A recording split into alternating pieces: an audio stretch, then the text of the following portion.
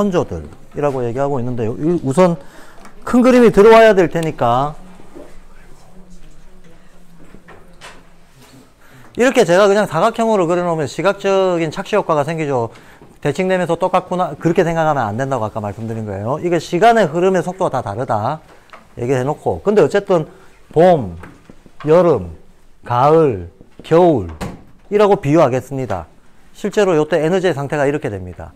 근데 봄, 여름, 가을, 겨울이라고 하는 이거를 에너지의 상태로 한번 생각을 해보자고요. 제일 압축성이 강한 건 겨울이죠. 겨울 되면 꽁꽁 얼어버리니까. 그죠? 그럼 가장 압축성이 강하다. 이걸 화살표로 표현하면 이렇게 되겠죠. 꽉 조여있다. 꽉 조여있다. 이게 풀리면서 성장 발전한다. 성장 발전한다라고 했을 때는 우리처럼 이렇게 남북극으로 자기장이 이렇게 종적으로 우리가 직립해 있기 때문에 종적으로 형성이 되어 있어 가지고 수직 방향, 수평 방향이 아니라 수직 방향으로 기운이 왔다 갔다 하잖아요. 예. 이렇게 수직 방향으로 기운이 왔다 갔다 하는 데 있어서는 어떤 사물이 운동 변화한다고 했을 때 그 운동 변화의 순서가 수직 먼저 수평 다음이에요. 어디선가 폭발이 일어났다. 그럼 수직 운동 먼저 일어나고 그 다음 수평 운동이 일어난다는 거예요. 식물이 자랄 때도 먼저 자라고 옆으로 퍼지게 돼 있다는 거예요. 사람도 청소년 때는 자라는데 중년이 되면 옆으로 퍼지잖아요. 똑같다. 올라가다가 멈추면 퍼진다.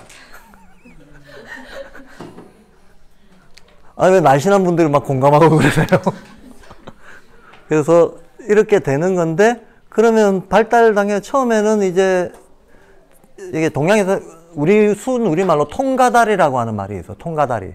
통가다리라고 하는 게 어떤 그 모양의 틀 내지는 틀을 얘기하는 건데, 꼬라지의 틀을 얘기하는 건데, 이 통가다리가 유지가 되면서 수직 확장 운동을 하는 과정, 요걸 목이라 그래요, 동양에서는. 근데 봄에 이제 사물들이 그런 상태가 된다라고 보는 거죠. 그래서 봄에 새싹이 트고 수직 운동을 하죠. 줄기가 쭉 뻗어 올라가는 거죠. 줄기가 쭉 뻗어 올라가는데, 그럼 이거를 봄의 어떤 힘을 화살표로 표현하면 이렇게 되겠죠. 이렇게 될 겁니다. 그럼 여름의 힘은 이제 이렇게 수직 운동하는 게 어느 정도 임계점에 닿아요.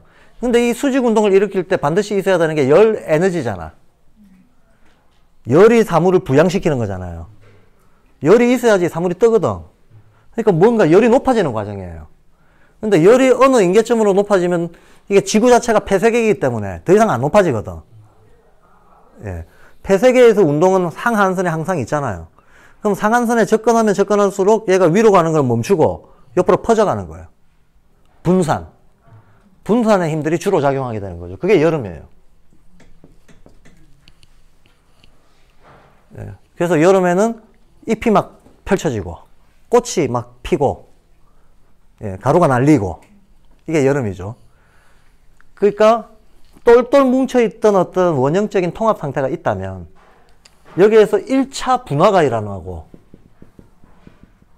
여기에서 2차 분화가 일어나는 거죠. 맞죠? 그러면 여기서 1차 통합이 일어날 테고 여기가 2차 통합이 일어나겠죠. 1차 통합, 2차 통합. 1차 분화, 2차 분화, 1차 통합, 2차 통합. 그럴 수밖에 없는 거겠지. 그러면 이쪽의 힘은 뻔하죠. 뭐 대칭을 이루어야 되니까 이렇게 되겠죠. 대칭을 이루어야 되니까. 그래야 순환이 될 거 아닙니까? 순환이 될 거 아닙니까? 그런데 얘하고 대비해봐도 음량이 나와요. 얘는 수직이고 얘는 수평이니까 음량이 되잖아. 얘하고 대비해봐도 음량이 나와요. 얘하고 대비해도 음량이 나오고. 그러니까 우리가 음량 했을 때 꼭 마주보고 있는 애만 음량 대칭이 나온다고 생각하면 안 돼요. 대칭은 여러 꼬라지로 나와요. 예. 그리고 실제로 아실지 모르겠는데 수학 선생님은 안 계시네. 어디 가셨지? 수학 선생님은 아실 텐데 대칭에 여러 그 꼴이 있어요. 그래서 무슨 거울 대칭, 무슨 대칭, 뭐 대칭 하면서 대칭이 4개인가 5개인가 꼬라지가 있던데. 점대칭, 선대칭, 면대칭. 점대칭, 선대칭, 면대칭. 또 더 있나요? 수학 용어가 있던데. 예. 제가 디테일이 약합니다. 하여튼 있습니다. 여러 꼴의 대칭이 일어납니다. 대칭이 일어나는데 지금 현재 대충 이제 이게 지구가 겪는 봄, 여름, 가을, 겨울이라고 했을 때 슈타이너를 비롯해서 모든 영상가들이 이구동성으로 하는 말이 우리가 지금 지구의 가을기에 와 있다. 이건 이구동성으로 하는 말이에요. 예, 실제로 그렇습니다. 그럼 실제로 그렇다. 그러면 이렇게 꺼놓고 보면 여기 와 있다는 거지. 우리가 여기 서 있다. 현재 우리가 여기 서 있다. 그럼 스타트를 어디서 하느냐? 여기서요.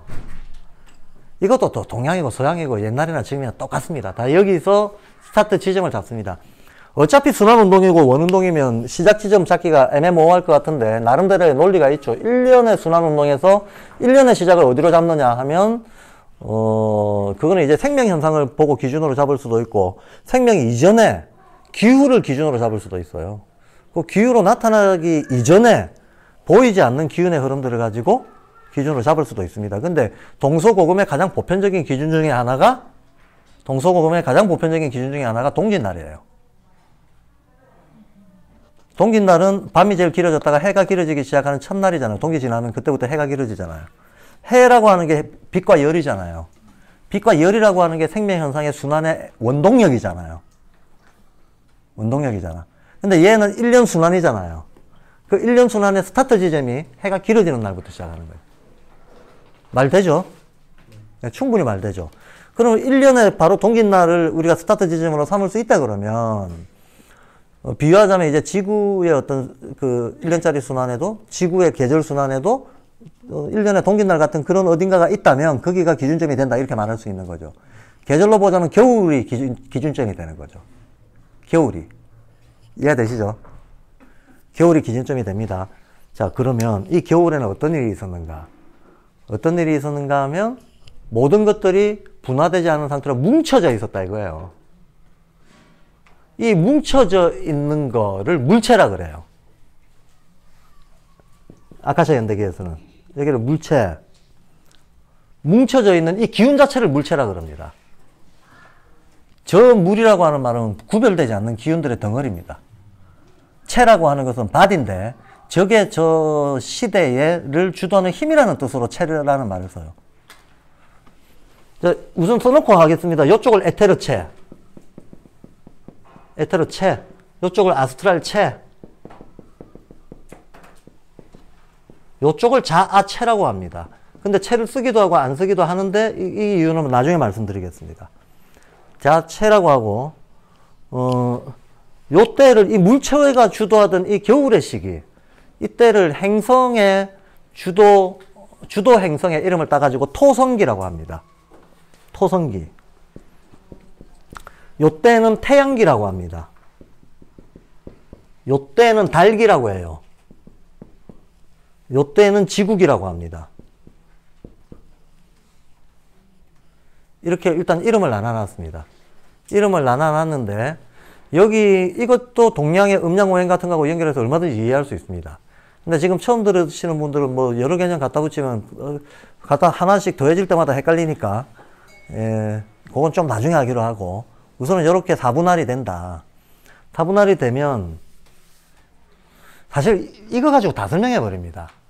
인간의 질병, 정신적인 장애, 장애의 종류, 영양의 균형 이거 가지고 다 설명합니다. 진짜로. 그 아이들이 ADHD다, 아스트랄이 과잉이다 이렇게 판정하는 거예요. 인지의료에서는. 그 다음 자폐다. 그러면 이게 우울질, 에타르가 약해가지고 우울질이 과잉이다라고 보는 겁니다. 이 기운이. 자아체가 너무 강하면 자폐가 된다. 자아체가 너무 강하면. 에타르가 약하고 자아체가 강하면 자폐가 된다. 그럼 이런 애들은 뭘 먹어야 될까? 고기를 많이 먹어라. 왜? 이쪽이 단백질이다. 이쪽을 강화시키려면. 예, 근데 식물 단백질도 있고 동물 단백질도 있는데 속도 빨리 하게 하려면 동물 단백질 먹어라. 동물 단백질 중에서도 이쪽 동물 단백질은 돼지류들이고 이쪽은 조류들이니까 돼지고기, 닭고기 그런 거 말고 예, 소고기, 양고기 이런 거 많이 먹어라. 뭐 이런 식으로 이제 연결해서 진단을 하게 되는 거죠. 근데 이런 식의 연결은 동양에서는 수천 년 쌓아왔잖아요. 한약에 해온 게 3000년 동안 해온 게 그거잖아요. 그러니까 사실 우리가 뭔가 좀 이 논리를 알고 보면 소위 인지학이라고 하는 게 어라 이거 우리가 수천 년 해온 거네. 우리가 다른 개념, 어떤 다른 언어로 오히려 수천 년 동안 해왔던 거가 많이 근본적으로 상관돼 있습니다. 상관돼 있는데 저야 뭐 처음에 발그룹 시작할 때부터도 이제 그런 게 보여서 예, 그런 얘기를 해왔습니다만 아직까지도 뭐 어떤 분들은 또 응원을 해주시고 어떤 분들은 이다이다 그러고 예, 역시 그래도 어쨌든 그 무풀보다는 악플이 좋잖아요. 악플도 관심이다 이러고 고맙게 받아들이기로 했습니다. 자, 요거가 기본인데 이제 열어 놓고 여기서 보면 우리들의 아틀란티스 선조들 그랬잖아요. 그럼 우리들이 누구냐 여기 있어요. 그럼 우리를 뭐라고 규정짓느냐 요쪽을 아틀란티스라 그래요. 요쪽을. 그러면 요쪽을 아틀란티스인데 요걸 이분할해 가지고 분할해 가지고 요쪽을 정기 아틀란티스 라고 하고 여기를 후 아틀란티스라고도 하고 아리아인들이라고 합니다. 우리가 아리아인이라는 거죠. 명칭이 그렇게 해요. 그러면 이 전 아틀란티스하고 요 달기가 오는 거를 전후로 해서 요쪽에 레무리아 인종이 살았다 라고 봅니다. 요쪽에 레무리아 인종인데 얘가 정확하게 요 분면에 몰려 있는 게 아니고 스르르 이렇게 걸쳐가지고 요까지 이렇게 간다고 봐요. 이렇게 간다고 봅니다. 한 요쯤 돼서 전 아틀란티스인들하고 인종교체가 일어난다고 보는 거예요. 그러니까 한동안은 레무리아인하고 전 아틀란티스 사람들하고 같이 사는 시기가 있겠죠. 예. 그 후 아틀란티스를 이렇게 넘어오면 후 아틀란티스 아리아인들하고 같이 사는 시기가 있고 이런 식으로 겹치기가 돼 있다라고 보는 거예요. 예. 겹치기가 돼 있어서 교체되는 거예요. 교체되는 것 중에 어떤 것들은 진화적으로 살아남고 어떤 것들은 퇴보해버려서 멸종해버리거나 아니면 퇴보를 해서 다른 형태로 살아남는 애들이 있다는 거야. 슈타인은 이렇게 말합니다. 원숭이에서 진화해서 인간이 된 게 아니고 그 원숭이가 원래 옛날에 인간이었는데 그 중에 우수한 부분들이 현재 인간으로 진화했고 지금 원숭이로 남아있는 애들은 예, 진화를 거부하고 남아있던 애들이 원숭이가 된 거다. 한마디로 원숭이가 인간의 석출물이다. 인간한테서 떨어져 나간 애들이다. 인간의 진화 과정에서 떨어져 나간 애들이다라는 거야. 원숭이가 발달을 한 게 아니고 원숭이가 인간이 퇴보를 해서 원숭이가 됐다는 논리예요. 예. 그 진화를 역으로 보는 이 시각이 굉장히 좀 재밌는 시각입니다. 이 시각을 조금만 확장시켜 보면 이 지구의 진화를 누가 끌어가는가? 인간이 끌어가는. 동물들, 현재 지구에 있는 동물들, 많은 다양한 동물 종들이 한때 인간이 그 모습이었다는 거예요. 한때 인간이 그 모습이었던 적이 있었다는 흔적들이라는 거예요. 그리고 그 창조력이 압축되어 있는 게 인간 존재이기 때문에 창조력이라고 하는 게 변화를 일으키는 힘이잖아요. 인간이 진화를 안 하면 다른 동물들도 한마디로 이게 인간이 맨 앞에 가고 있는 존재이기 때문에 얘가 진화를 멈추고 버티고 있으면 똥차가 앞을 가로막는 효과가 일어나는 거예요. 뒤에서도 진화가 안 일어나는 거죠. 인간이 가야 공간이 트이면서 진화가 일어난다는 거예요. 딴 것들도. 그래서 역동농업에서 인간의 똥을 퇴비로 쓰지 마라 그래요. 인간의 똥, 그 다음에 어떤 사체는 반드시 슈타이너는 재밌게도 내장 문화를 선호합니다. 인간이 죽으면 묻어라 제발. 왜냐하면 인간의 사체가 지구의 먹이다. 근데 지구한테 먹이를 왜 줘야 되나? 인간의 사체를 먹어야 지구가 진화한다. 사실은 지구라고는 하지만 지구령이겠죠. 예, 지구령이겠죠. 지구라고 하는 이 행성을 떠받치고 있는 영적 기운이 있는데 인간이라고 하는 창조적 신성이 우리 속에 있는데 이 신성이 일시적으로 어떤 물질 조합들을 이루어 가지고 하나의 흔적을 만들어낸 게 우리가 삶이라고 부르는 거잖아요. 그러면 그 신성이 그 물질적 흔적들을 남겼는데 그 물질적 흔적들 속에는 신성의 힘이 있기 때문에 얘가 지구로 흡수가 돼가지고 지구령을 진화시키는 동력이 된다는 거예요.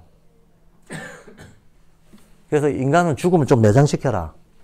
그 다음에 인간의 똥을 비료로 쓰지 말라는 거는 그거는 흙이 먹어야지 식물이 곧바로 먹게끔 해버리면 역시 지구 진화에 방해가 된다. 한마디로 지구의 식량이다 이거예요. 인간의 몸으로부터 나오는 모든 것들은 지구의 식량이다. 예, 그런 거를 다른 용도로 사용하지 마라. 그런 얘기를 하고 있습니다. 그래서 그게 진짜 말이 되냐 안 되냐. 저는 그렇게 생각합니다.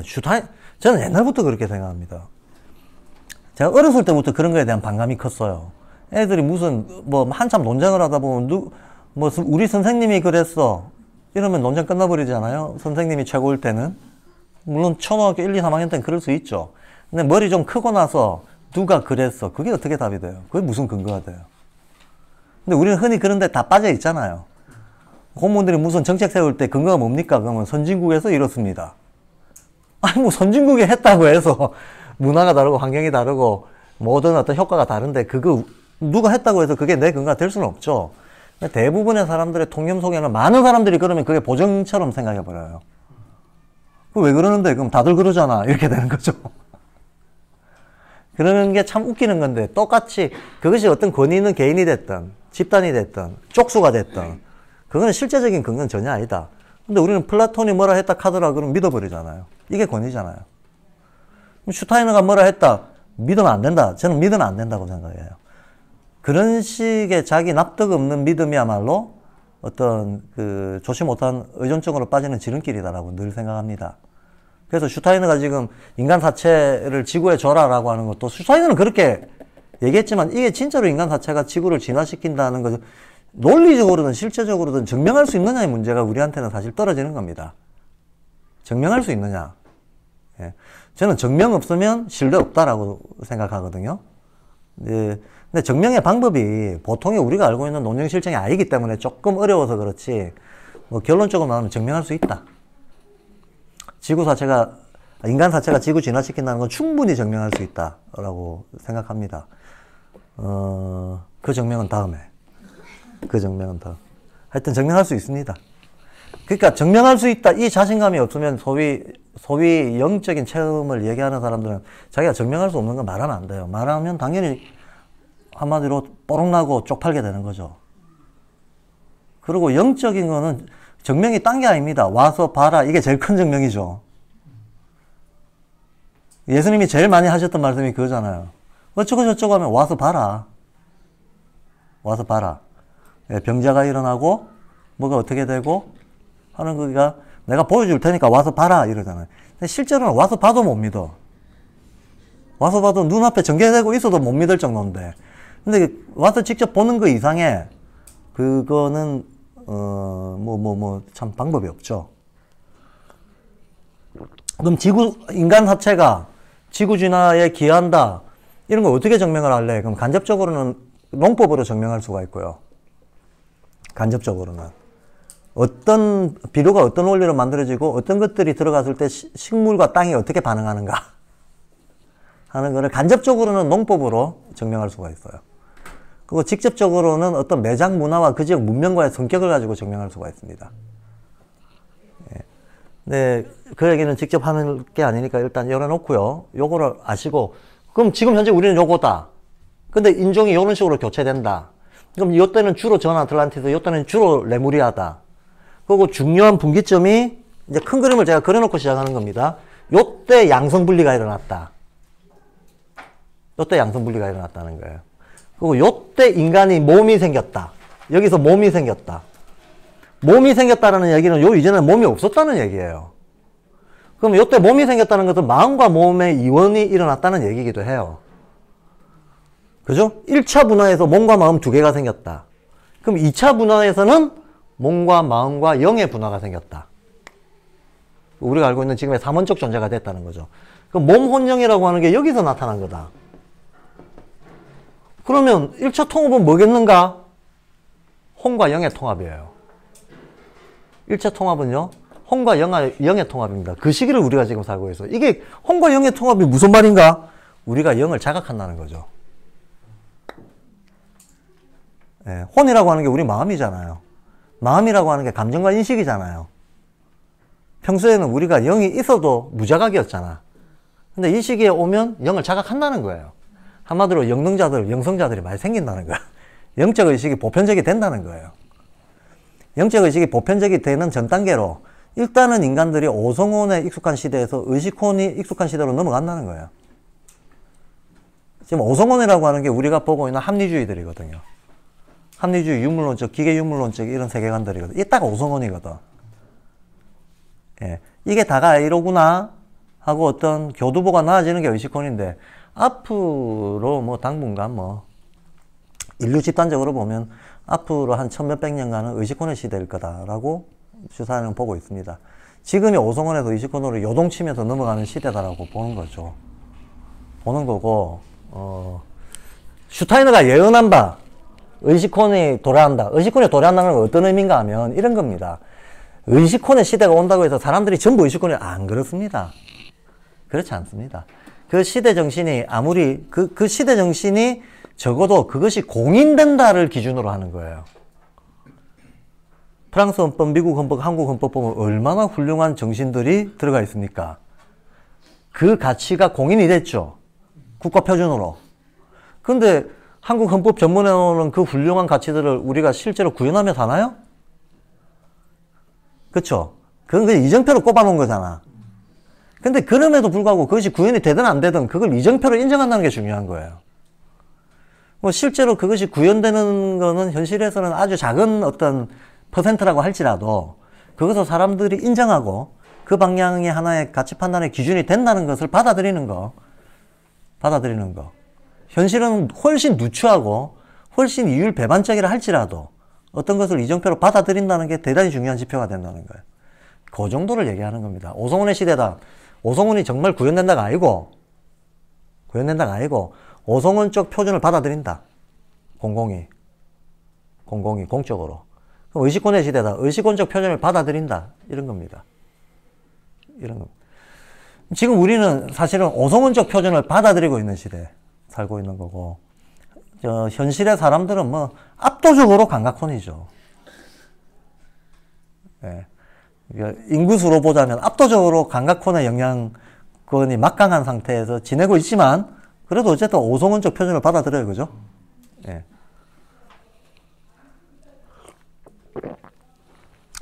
근데 슈타이너가 드디어 인간들이 오성훈적 표준으로는 만족할 수 없고 1600의 의식혼적 표준을 받아들이는 때가 올 것이다. 그 얘기하면서 그 시대의 연대기까지 예언을 했어, 슈타이너가. 언제라고 하셨는지 혹시 아세요? 네? 2100년이에요. 2100년. 2100년쯤 되면 세계가 의식혼을 표준으로 받아들이는 때가 온다. 2100년이면 지금 2020년이잖아. 80년밖에 안 남았네. 굉장히 기뻐해야 될 것 같지만 아닙니다. 이게 사람들이 이 현실을 몰라서 그러는데, 물론 전체적으로 보면 경사죠. 예, 뭐 어쨌든 뭐 성숙하는 거니까 성숙하면 성숙하는 거에 따라서 좋은 일과 나쁜 일이 같이 생기겠지만서도 그 전에 인간이 그 수준이 낮아서 발생했던 수많은 모순과 갈등들이 치유가 되는 시대가 오겠죠. 그러나 하나 잊으면 안 되는 게 있습니다. 모든 전환기는 다 고통스러워요. 왜냐하면 옛 표준이 깨지고 새 표준이 만들어지는 과정 자체가 파괴와 창조가 교차되는 과정 아닙니까? 극혼란이죠. 이제부터 우리는 이제 실존적 위험 시대로 들어가는 겁니다. 화폐 시스템이 어느 날 붕괴된다고 생각해 보세요. 얼마나 위험하겠어요. 예? 부의 기준이 달라진다고 생각을 해 보세요. 어떤 인증의 방식이 달라지고 막 이런 게 막 달라진다고 생각해 보라고. 사실 지금 비트코인이 나왔다 슬쩍 죽은 것 같지만 또 나올 거거든요. 화폐 제도에 대한 도전은 계속될 겁니다. 언제까지? 무너질 때까지.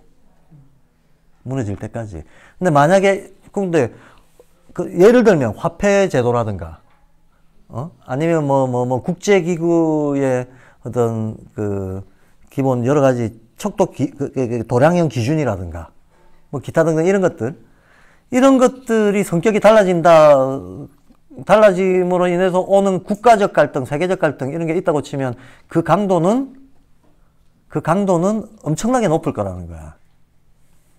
그럼 사실 일반인들의 삶은 그저 좀 힘들죠. 쉽게 말하면 뭐 전쟁도 할 수 있고 하루아침에 자산 가치가 예, 막 롤러코스터를 탈 수도 있고 그럴 거 아닙니까? 그러니까 그런 시대 전환기에 예상할 수 있는 온갖 혼란들도 다 겪게 될 것이다.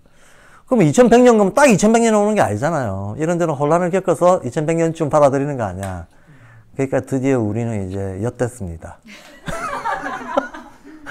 우리는 하필이면 딱 최고 엿된 시기에 물려가지고 여기서 이제 요런 엿된 순간에 저기 줄 잘 서야 예, 다가오는 시대에 살아남습니다. 이게 진짜로 줄 못 서면 퇴보하는 거고요. 줄 잘 서면 이제 진화 쪽에 서게 되는 거죠. 예. 오늘 양평에 오신 거는 로또 복권 줄을 잘 섰다. 하여튼 뭐 그런 슈타이너 얘기고, 그 의식권의 시대, 지금 우리가 오성원의 시대를 살고 있고 의식권의 시대. 슈타이너는 요렇게 뿌리 인종이라는 말을 쓰고 줄기 인종이라는 말을 쓰고 있어요. 그래서 지금 현재 우리가 4번째 뿌리 인종에서 5번째 뿌리 인종으로 넘어가고 있다 그래요. 그럼 뭐 앞에 있는 4개가 뭐냐면 1번 폴라리스, 2번 하이퍼보레아, 3번 레무리아, 4번 아틀란티스. 여기까지를 뿌리 인종이야. 4번째 뿌리 인종. 현재 우리가 이거 이제 아틀란티스를 2개 더 전후로 쪼갠 다음 얘도 뿌리 인종이고 5번째도 뿌리 인종이라 그래요. 근본적으로. 예. 5번째 뿌리 인종 후 아틀란티스 혹은 아리아. 그게 우리라는 거죠. 근데 한 뿌리 인종에 7개의 줄기가 있다고 봐요. 자, 이렇게 5개, 7개, 이 숫자 논리가 나오잖아요. 숫자 논리, 이 숫자 논리가 뭐냐? 나중에 알고 보면 결국은 행성의 어떤 규칙에서 따오는 거예요. 즉, 천문적인 논리라는 거야. 천문학적인 논리. 천문학적인 논리입니다. 그래서 어떤 것은,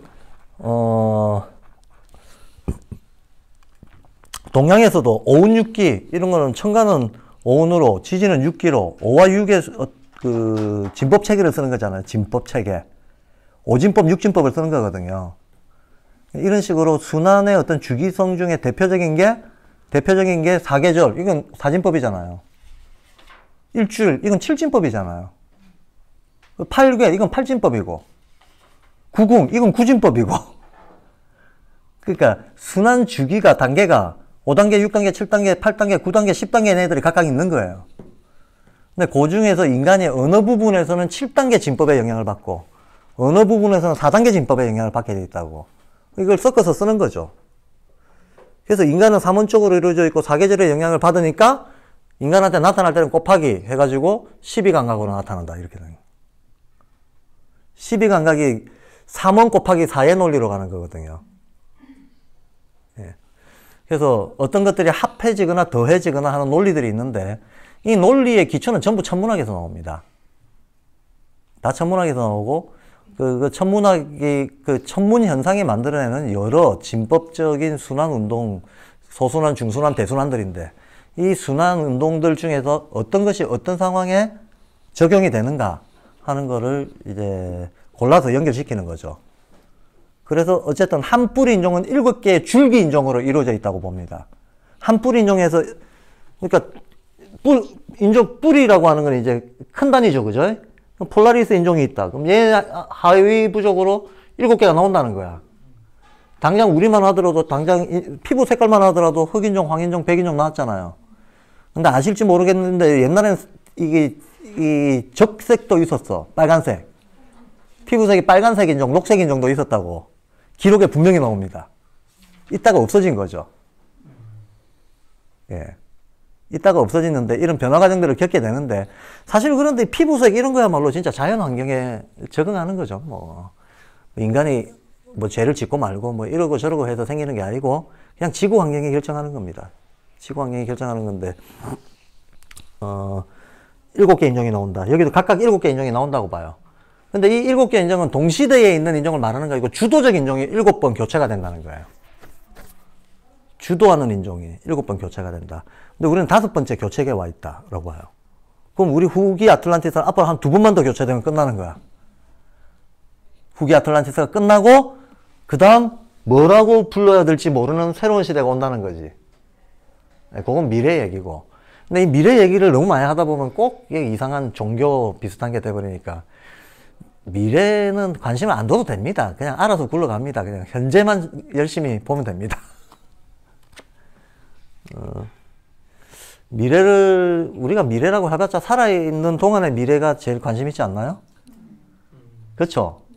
뭐 그런 거는 뭐 이게 아카샤 연대기를 들여다보는 이런 번거로운 수고를 하실 필요 없어요. 그냥 사주팔자 보는 게 제일 빠릅니다. 어쨌든 이렇게 해서 한마, 둘, 셋, 넷, 5번째 뿌리 인종 아리아인. 예. 왜냐하면 지금 제가 이렇게 먼저 소개를 해드리는 이유가 책을 읽든 어떻든 3번째 뿌리 인종, 5번째 줄기 인종 누구누구 우르셈족 이래버리면 그 말을 이해를 못해서 헷갈려가지고 왔다 갔다 하다가 책에 안 넘어가요. 기본 구성이 이렇게 돼 있다는 걸 이해하시고, 그리고 이 인종 이름 외우실 필요 절대 없어요. 외울 필요 없습니다. 그리고 원리가 있습니다. 예를 들어서 레무리아 인종이 7개의 줄기 인종이 있다고 해봐요. 그러면 1, 2, 3, 4, 4가 중간이죠. 4를 중간으로 해가지고 전 아틀란티스 인종이 끼어 들어오는 거예요. 겹치기가 된다는 거예요. 그럼 전 아틀란티스에도 7개 인종이 있을 거 아닙니까? 4번째 인종이 나올 때 5번째 정도 넘어갈 때부터 후유 아틀란티스 인종들 끼어 들어오는 거예요. 이렇게 겹치기로 넘어간다. 그래서 각 뿌리 인종의 중기시대 때 중요한 변화가 일어납니다. 뿌리 인종 교체기이기 때문에 이 겹친 시기 때 중요한 변화가 일어난다. 그래서 예를 들면 가장 중요한 변화가 양성 분리 같은 건데, 양성 분리는 레무리아 인종의 중기에 일어났다라고 얘기를 합니다. 이제 전체 구조가 그렇게 구성이 되어 있다는 거 먼저 말씀을 드리고, 이제부터, 근데 이거 딱 말씀을 들고 나니까 원래 시간 배분에 따르자면 오늘 3시 반까지 수업이라고 하네? 그런데, 잠깐만 좀 오버할게요. 처음 시작도 좀 늦었잖아요. 그죠? 왜냐하면 조금이라도 나가잖아요. 조금이라도 나가서, 1장, 내일 90분 만에 6장까지 어떻게 할지 모르겠는데. 근데 이게 어쩔 수 없이 이해를 돕기 위해서 깔아야 되는 얘기들이 있어서 할 수 없이 시간을 썼습니다. 1장 우리들의 아틀란티스 시대 선조들. 그럼 1장은 누구를 얘기하려고 하는 거면 전 아틀란티스 사람들을 얘기하려고 하는 거예요. 요걸 알고 들어가야 된다는 거예요. 요 시기. 그럼 요게 연대기적으로는 언제냐? 여기서부터 9,000년이라고 보는 거거든요. 요 전환점부터. 예. 여기서부터 현재 여기까지, 가을의 중반쯤 온 여기까지를 9,000년이라고 봐요. 현실적으로는 한 7,000년 전 인도 문화부터 해가지고 구체적인 얘기들을 합니다. 예. 그러면 전아틀란티스는 여기를 얘기하는 거죠. 그러면 시기적으로는 언제냐? 만년 전 고대 상고문화, 만년 전 상고시대, 만년 이전의 상고시대를 얘기하는 겁니다. 그럼 그때가 언제냐? 부족이 시작되기 전입니다. 그죠? 부족이 시작되기 전입니다. 그리고 법제화라고 하는 것들이 있기 전입니다. 율법의 시대가 오기 전입니다. 인간이 법을 몰랐던 시대. 자, 요때 인간들이 어땠냐 하는 상태를 묘사를 합니다. 그 묘사하는 거 몇 가지만, 그 묘사가 1장의 내용이에요. 그 묘사하는 거 몇 가지만 말씀을 드려보겠습니다. 이때 사람들은 논리적인 오성이나 계산 능력이 없었다. 대신에 엄청난 기억력이 특징이다. 기억력이 어마어마했다. 라고 봅니다. 그래서 오늘날 사람들은, 현재 우리는 계산 능력이나 개념 능력이 뛰어나지 기억력이 엄청나지 않잖아요. 예, 우리는 이게 기억력이 감소했다는 거야. 그때 사람들에 비해서 오히려 감소를 했습니다. 우리는 개념 안에서 생각을 한다. 우리는 개념을 배우고 개념을 가지고 논리를 구사하고 그 개념과 논리에 기초해서 계산과 추론을 해요. 이런 식으로 우리는 생각하고 있는 시대에 살고 있다. 근데 이때 사람들은 그런 개념 능력이 없었고 기억력만 뛰어났고 그들은 어떻게 생각했는가 하면 개념을 가지고 생각하거나 계산한 게 아니고 형상으로 떠올렸다는 거야. 어마어마한 기억량에 기초해가지고 그걸 내면의 형상으로 떠올려서 생각했다는 거예요. 이런 상태를 우리가 자라면서 거친 적이 있을까요? 없을까요? 있어요. 있습니다. 예, 유아기 때 이런 상태를 거쳤습니다. 우리 인간이. 아마 애 키워보신 분들은 알 겁니다. 애가 말에 익숙하기 전으로 해가지고 기억력이 엄청나요. 기억력이 대폭발을 일으킵니다. 5살에서 7살 사이 아이들이 기억력 끝내줍니다. 동의가 되시나요? 예. 도저히 어른들이, 야, 쟤 봐라. 저걸 어떻게 기억하냐 싶은 아주 사소하고, 막 이런 것들도 몽땅 다 기억하는 때가 있어요. 요 때가 사실 비슷한 때예요. 비유하자면. 그럼 요 때 애들은 아직까지는 계산 논리는 몰라. 개념도 모르고 잘. 이제 막 말이 익숙해졌을 뿐이지. 그것이 추상화되고, 보편성을 획득하고 그래 안 됐거든. 그래 안 됐기 때문에 계산 논리 모릅니다. 계산 논리 모르는 대신 기억력은 어마어마하게 뛰어나다는 거야. 기억력은 뛰어나고 얘네들이 머릿속에서 상상, 공상을 많이 해가지고 이게 바로 형상적으로 생각한다는 거예요. 예. 관념적인 형상을 떠올려가지고 상황을 이해하고 한다는 거예요. 기억의 조합으로. 자, 근데 현재는 이 기억을, 우리는 왜 이 기억이 퇴보했나? 쉽게 말해서 규칙과 공식이 많아져서 그래 됐다는 거예요. 우리는 규칙과 공식을 많이 만들어가지고 막 공식화된 거 속에 원리적인 이해를 막 구겨넣고 이거 다 하기 귀찮으니까 효율성을 추구하려고 이거 외워가지고 써버리고 그러면 실용은 되거든. 과정을 몰라도. 이런 식의 아까 제가 말했던 그런 과정들이 쌓여가지고 이제 우리는 더 이상 기억하지 않고 체험도 생략하고 사회에서 규범화 시켜놓은 걸 갖다 쓰는 정도로 만족하고 살면서 퇴보했다는 거야, 기억력이. 자, 근데 요때 요 시절 사람들이 여기서 이제 재밌는 얘기 나옵니다. 생명력을 자유자재로 부렸다 그래요. 생명력이라고 하는 거는 에테르입니다. 자유자재로 부렸다. 그게 무슨 말인가 하면 얘가 지금 생명이잖아요. 얘도 지금 에테르를 뿜어내고 있잖아요. 이 색깔이. 그럼 나는 에테르, 아스트랄 다 가지고 있는 신적 존재잖아요. 그럼 나한테도 에테르 기운이 있단 말이죠. 그럼 내가 얘를 보면서 나의 에테르 기운을 막 투사를 하거나 얘 에테르 기운을 내가 뽑아내거나 이럴 수 있다는 거야. 한마디로 기를 빨 수 있다는 겁니다. 이해가 되세요? 기를 빨 수도 있고 넣을 수도 있다는 얘기예요. 예. 그리고 저기 이제 동물이 온다. 그럼 염력으로 얘를 겁먹게 주저앉혀 버릴 수 있다는 거예요. 어떤 기운을 발사시켜가지고. 가능하다는 거예요, 그게. 그리고 실제로도 이게, 참 무협지 같은 얘기가 되네. 가능합니다. 근데 진짜 가능하고. 마하라시라고 하는 인도의 성자가 굉장히 그 아슈람이 유명했는데, 뭘로 유명했는가 하면, 그 동네 소들이 마하라시한테 슬픈 일이 있으면 다 찾아와요. 소, 닭, 개, 이런 애들이 뭐 주인한테 구박받거나 억울하면 마하라시 아슈람에 찾아오는 거야. 그러니까 동물들이 맨날 정기적으로 마하라시 아슈람에 와요. 와서 뭐 하는가 하면 마하라시하고 텔레파시로 주고받고 위로받고 갑니다. 이걸로 유명한 인도의 20세기 성자예요. 이런 사람이 있었어요. 동물하고 교감하는 사람. 동물과 교감이 되는 사람이 있어요. 근데 이거는 우연히 그런 능력이 생긴 사람도 있지만 수행이 어느 단계 올라가면 됩니다. 그럼 이런 사람들의 특징은 뭐냐면 이런 사람들이 명상에 잠겨 있으면 그 왜 흔히 탱화에 많이 나오는 현상이 일어납니다. 새가 와서 앉아 있고 뱀이 와서 돌아다니고 아무런 위해를 가하지 않고 그 기운이 평화롭다는 걸 알기 때문에 동물들이 경계심을 안 보이고 오는 거예요. 근데 거꾸로 요 놈 잡아 죽여야겠다 그러면 그것도 쏴서 이렇게 방사를 시켜서 어떤 작용을 미칠 수 있다는 얘기예요. 그게 에테르를 자유자재로 다룬다는 얘기입니다. 근데 이때 사람들은 에테르를 자유자재로 다뤘대. 어떻게 그게 가능하지? 원리적으로 도대체 무슨 근거로 그게 가능하게 되는 거지? 근데 현재 지나가고 나서 우리는 이 능력은 잃었습니다. 에테르를 다루는 능력을 잃어버렸습니다. 우리는 에테르 대신 엑스레이를 찍죠. 에테르 필요 없고 MRI 찍어보자 이렇게 되는 거죠.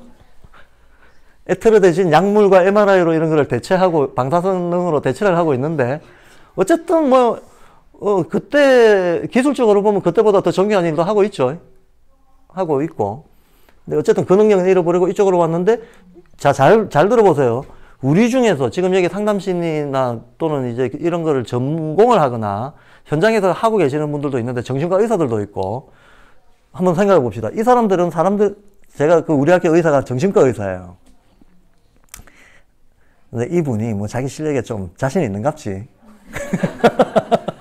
그래가지고 맨날 큰 소리 치는 게, 자기는 사람을 단 5분이나 10분 만에 울릴 수도 있고 웃길 수도 있다고 늘 큰 소리를 쳐요. 심지어는 자기가 10분 만에 사람을 죽일 수 있대요, 말로. 자기가 뭐라 하면 이 사람 가가지고 좌절감 느끼고 자살하게 돼 있대요. 근데 그거는 그렇게 심한 말을 하면 이게 안 되기 때문에, 자기가 환자를 이렇게 상담 치료를 할 때, 극히 마치 진짜로 물리적으로 총칼 들고 싸우는 것처럼 조심을 한다는 거야. 말 한마디 잘못하면 가서 죽는다는 거예요. 네. 그렇게 예민하게 왔다 갔다 하는 그 감정을 마치 씨름 선수가 밀고 당기는 힘을 느끼듯이 느끼면서 상담을 한다는 거예요. 이건 좀 공감이 되죠? 네. 특히 그런 게 참 여성들이 그 기운이 강하잖아요. 이 감정의 밀당, 예민한 밀당, 이런 거가 남성들보다는 여성들이 훨씬 진화된 존재들이거든요. 제가 늘 얘기하지만 남성들은 이게 무감해. 이 감이 무감해서 그런 예민한 밀당이 잘 안 됩니다, 대체로. 여성들이 훨씬 이제 그런 부분에서는 좋다 나쁘다가 아니고 더 분화된 존재들이라서 그게 된다. 근데 어쨌든 그게 공감이 되신다면 우리는 이런 얘기를 할 수 있죠. 그 정신과 의사는 사람의 아스트랄을 자유자재로 다룬다. 이해가 되시죠? 그 사람은 사람의 아스트랄을 자유자재로 다루는 거예요, 지금. 사람한테 아스트랄이 작용해서 나타날 땐 감정으로 나타나는데 그 감정을 말 몇 마디로 다루고 있잖아, 지금. 이런 식이라는 거야. 사실은 내가 여기 있으면 이 전 단계 걸 다루고 내가 여기 있으면 그 전 단계 걸 다루게 돼 있어요. 우리가 여기 있기 때문에 여기 있는 사람 중에 어떤 사람은 아스트랄을 자유자재로 다루고 여기 사람 중에 어떤 사람은 생명력을 에테르를 자유자재로 다루는 거예요. 이해가 되시죠? 근데 에테르를 자유자재로 다룬다고 하는 게 뭐 전 아틀란티스 사람이라고 다 됐겠어요? 아니죠. 지금도 아스트랄을 자유자재로 다루는 사람은 현재 우리들 중에서도 어떤 전문적 수련을 한 사람들이잖아. 마찬가지로 그 시대 사람들 중에서도 에테르를 자유자재로 다루는 사람은 최소한 그 시대의 지도급 능력이 있던 사람들을 얘기하는 거예요. 그래서 이게 그때 다 그랬다 이런 식으로는 어느 시대든지 그 사람들이 다 그런 능력이 있다 그런 시대는 없어요. 모든 시대에 걸쳐서 가장 많은 숫자는 별 생각 없는 숫자들이거든요. 아니 뭐 폄훼하는 게 그거 어쩔 수 없어. 그거 자연의 필연이에요, 그거. 자연의 필연이고 어떤 변화에 주도적으로 참여를 안 하고 그냥 변화하면 수동적으로 이렇게 흐름으로 하는 경우들이지 실제 변화에 참여를 하는 그룹은 어차피 제한적이라는 거예요. 제한적인 거라서 어느 시대를 논하더라도 대개가 전부 그렇게 생각하시면 안 된다는 거야. 오히려 기준은 그때의 지도급들, 그 시대의 지도급들의 능력이 어땠다. 그 얘기를 주로 하고 있는 겁니다. 그리고 또 하나 예외가 있습니다. 어느 시대건 예수부처 같은 사람들이 있어요. 이 사람들은 동서고금 시대 초월입니다. 동서고금 시대 초월이고 단지 그가 어떤 능력을 가지고 있더라도 그때 시대가 필요한 진화적 과제 딱 그것만 합니다. 그래서 예를 들어서 우리 인류의 지금 현재 문명이 시작될 때 온갖 종류의 규율들이 만들어졌을 텐데 그 중에서 첫 번째 만들어지는 규율, 성과 악의 첫 번째 제도화는 성욕에 대한 거거든요. 생식의 규칙. 이거 전부 제사장들이 만든 거잖아요. 이들 다 영성자들입니다. 초기에 근데 이 성욕의 규칙을 만드는 게 그 전 시대의 인종의 어떤 내적 상태에 비교해서 보면 어마어마한 일이거든요. 한마디로 그전에는 죄가 아니었던 걸 죄로 모두가 받아들이게끔 해야 되는 어떤 과정이라는 거야. 아무도 이걸 죄라고 생각 안 하고 있었는데 그거 죄다. 하지 마라. 이런 조건 아래에서만 행해야 된다. 이거를 전 세계 인류를 쉽게 말하면 납득시켜야 되는 어떤 때가 있었다는 거예요. 그게 안 되면 왜 그걸 해야 되냐. 그게 안 되면 그 조건에서는 인류는 멸종해. 그게 안 되면. 그러니까 인류의 생존을 위해서는 반드시 그 규칙이 관철이 돼야 된다라고 하는 이런 어떤 시대적 과제들을 이끌던 당대의 영적 지도자들이 있다는 거예요. 그리고 이 사람들은 겉으로 드러날 때 어떻게 보이더라도 실은 어쨌든 시대 정신을 실현하는 사람들은 이런 지금 얘기하고 있는 지도급 인사들의 역량이라고 하는 것도 실은 뛰어넘은 이 대천사급의 과제를 띠고 있는 사람들도 있다 하는 게 전 이야기 속에 일단 깔려 있는 배경입니다. 자, 이제 아카시아 연대기의 서술에 이런 배경들이 깔려 있다는 걸 일단 알고만 봐도 좀 읽힙니다. 좀 읽히고, 이제부터 제가 이제 이제 오늘은 이제 끝났고, 내일부터 제가, 무협지 대하 드라마를 한번 재밌게 전해드리도록 해보겠습니다. 오늘 여기까지 하겠습니다. 예.